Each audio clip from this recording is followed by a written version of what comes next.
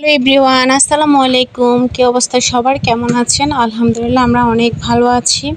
একদিনের জন্য গ্রামে গেলে আসলে তেমন কিছুই দেখা হয় না, অনেক কিছুই দেখা বাকি থেকে যায়। নিজেদের সবকিছু ঘুরে দেখার সময় থাকে না, তাড়াহুড়োর মধ্যে যায় আর তাড়াহুড়োর মধ্যেই আসতে হয়। কারণ সকালবেলায় আমার অফিস থাকে, শুক্রবার একটা দিন মাত্র ছুটি পাই, তো সেজন্য আমি শুক্রবার রাতেই চলে আসার চেষ্টা করি আর কি। শনিবার খুব ভোরে আসতে আমার অনেক কষ্ট হয়ে যায়, বাচ্চাদেরকেও আনতে অনেক ঝামেলা, তারপরে এসে অফিস করা, সারাদিন কেমন জানি একটা অন্যরকম লাগে, ভালো লাগে না। তো এই জন্য আমি রাতে, যত রাতই হোক না কেন, রাতে চলে আসার ট্রাই করি। তো সেদিনও ওই যে বললাম না, আমরা বিয়েতে গিয়েছিলাম, তো বিয়ে থেকে এসে জামা কাপড় গোছানোর আগে একটু ছাদে উঠলাম। আমাদের একটা ছাদে হচ্ছে যে খামার, আর একটা ছাদে আমার শ্বশুর অনেক বড় ওই যে সীতাকুণ্ডের সিমগুলো আছে যে, ওই সিমগুলো আমার শ্বশুর এনে লাগাইছে। এই সিমগুলো বললে বিশ্বাস করবেন না, এবারে সিম ধরলে আপনাদেরকে দেখাবো, আপনাদের সাথে সবকিছুই শেয়ার করব। এই সিমগুলো এতটাই বড় হয় আর রান্না করলে এতটাই মজা, খুবই মজা, খুবই মজা। আর অনেকগুলা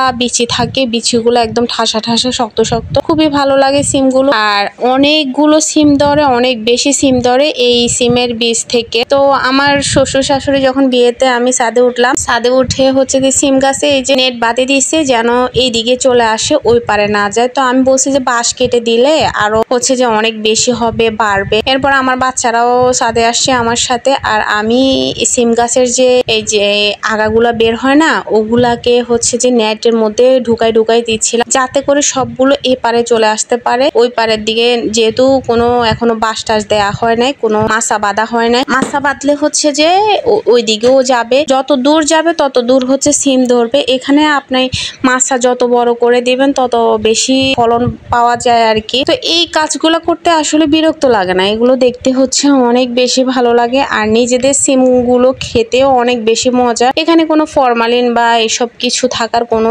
চান্স নাই আর কি। নিজেদের ফলন করে খাইলে মন্দ কি বলেন? আমার তো এসব ভীষণ বেশি পছন্দ। আমার শ্বশুর শাশুড়ি প্রতিবারই আমার জন্য অনেকগুলো সিম পাঠাই দেয়, আর আমি যতবারই যাই ততবারই হচ্ছে যে কিছু না কিছু নিয়ে আসি। আর এর মধ্যে আমার ছোট ছেলে টয়লেট করবে, ও চিল্লাফালা করতেছে, ও বাড়ির ওয়াশরুমে যেতেই চায় না, ওর বাবা এখনো টাইলস করে নাই কেন, এই সেই এগুলা বলে চিল্লাফাল্লা করে। আর সন্ধ্যা হয়ে যাচ্ছে, আমার শ্বশুর আমাকে ডাকতেছে একটু চা বসানোর জন্য, চা খাবে বিকেল বেলা, আর আমরাও চা খেয়ে তারপর হচ্ছে যে সন্ধ্যার পরে আমি বের হব। আমি মানে এই বিকেল বেলা পরন্ত রোদে হচ্ছে বের হইতে চাচ্ছিলাম না, যেহেতু অনেক বেশি ধকল গেছে, বিয়ে খেয়েছি, হলুদে অনুষ্ঠানে অ্যাটেন্ড করেছি, তারপরে হচ্ছে এখন আবার বাড়িতে আসলাম, জামা কাপড় গোছাবো, বাচ্চাগুলাকে নিয়ে চট্টগ্রাম অনেক বেশি প্যারা মনে হচ্ছে। তারপরও কি আর করা, যান্ত্রিক জীবন তো এমনই হয়। এই যে এখানে আমার ছেলে ওয়াশরুমে না গিয়ে এখানেই টয়লেট করে দিয়েছে, আর আমি ওকে সহ্য করানোর ভয়ে যাচ্ছি না, ওর বাবাই ওর এগুলো পরিষ্কার করবে। ও আমাকে ডাকতেছে, আমি বলছি না আমি পারবো না, তুমি করে দাও। আর এই যে সিম গাছগুলো বাইরে দিয়ে লাগানো, দেখেন কি সুন্দর লাগতেছে বাইরের পুরো পরিবেশটা। তো আজকের ভিডিওটি আমি এখানেই শেষ করছি,